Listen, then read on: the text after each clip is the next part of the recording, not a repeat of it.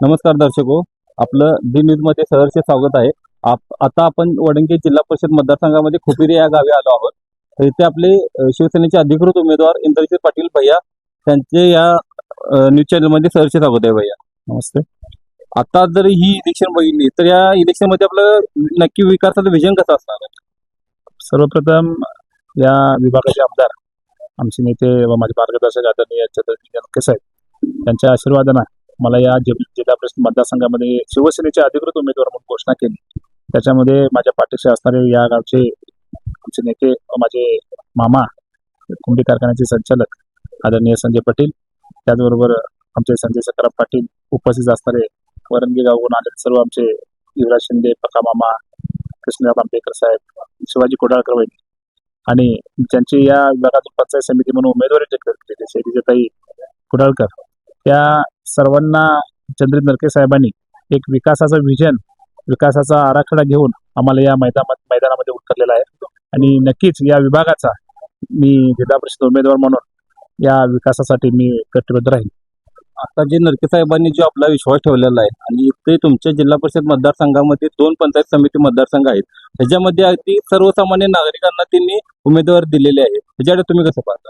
खरोखर चंद्रित नरके साहेब एक असे नेते आहेत की सर्वसामान्य कार्यकर्त्याला नेत्यांच्या रांगेमध्ये बसवण्याचं काम हे नरके साहेबांच्या माध्यमातून होत आहे आणि त्यांच्या संपूर्ण सहकार्यांच्या माध्यमातून आम्हाला या सर्वसामान्य म्हणून आम्हाला या ठिकाणी उमेदवारी घोषित करण्यात आली. खरोखर साहेबांनी माझा असणारा संपर्क असेल, मी गेली पंचायत समिती विभागात काम करत असताना माझा पंचायत समिती गण वडणगे, मी 5 वर्षे त्या गणामध्ये काम केलं, त्याचा फायदा त्याचबरोबर नुसतं वडणगे मर्यादित न राहता मी खुपिरी पंचायत समिती या गणामध्ये देखील मामांच्या आशीर्वादाने या ठिकाणी मी काम केलं, लोकांचा संपर्क ठेवला, प्रत्येकाच्या सुखदुःखामध्ये या ठिकाणी मी समाविष्ट झालो, सर्व तरुण मंडळीच्या मध्ये मी सातत्याने मिसळत राहिलो आणि याचा फायदा मला नक्कीच या येणाऱ्या ह्या इलेक्शनमध्ये होईल. त्या सर्व पार्श्वभूमीची ओळख बघून या विभागाचे सर्व आमचे प्रमुख मंडळी आणि आमचे आदरणीय नेते साहेब छत्रपती लंके साहेब यांनी माझ्यावरती उमेदवारीचा विश्वास ठेवला आणि त्या विश्वासाला मी नक्कीच या ठिकाणी पात्र ठरेल. नमस्कार दादा. आता आपल्यासोबत जोडले गेलेले कुंडी कारखाने सहकारी कारखान्याचे व्हाईस चेअरमन संजय पाटील खुपेरे. नमस्कार दादा, आपल्या या न्यूज चॅनल मध्ये सहर्ष स्वागत आहे. नमस्कार. आता जी इलेक्शन होणार आहे ही अगदी कोणत्या विकासाच्या मुद्द्यावरती होणार आहे की गटातटाच्या ह्याच्यावरती होणार आहे? विकासाचा मुद्दा इथे, विकासाचा विषय काही राहिलेलाच नाही. मुळात आमच्या या मतदारसंघातल्या 6च्या 6 गावात कधीही कुठला निधी आम्ही कमी पडून दिलेला नाही. तुम्ही सुद्धा जर बघितलं फिरून तर तुमच्या लक्षात येईल आम्ही काय काय विकास केलाय तो. आमचे रस्ते बघा, गावातील मंदिर बघा, समाज मंदिर बघा, आज सगळं पूर्णत्व आलेली कामं आहेत सगळी.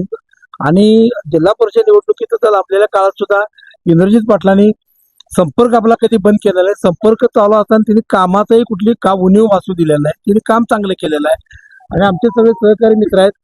आम्ही पंचायत समिती आम्ही सलग 4 वेळा लढवली आणि आम्हाला प्रत्येक वेळी आमचे पक्का डंगरे आहेत, शिवाजी आहेत, ताकदीने आम्हाला त्यांनी मदत केली. म्हणून आम्ही यावर्षी सगळ्यांनी निर्णय घेतला, त्या गावाला तिकीट दिलं पंचायत समितीचं. त्यांनी सगळ्यांनी एकमुखीने शिवाजी कोडाळकर यांच्या मिसेसचं नाव दिलं, शैलजा कोडाळकर यांचं.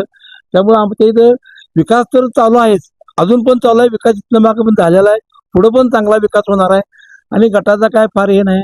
आम्ही आमच्या आमचे सर्वांचे लाडके चंद्रित नरके यांच्या नेतृत्वाखाली इंद्रजित पाटील आमचे 2 पंचायत समिती उमेदवार त्यांना चांगल्या मताने आपण निवडून आलो.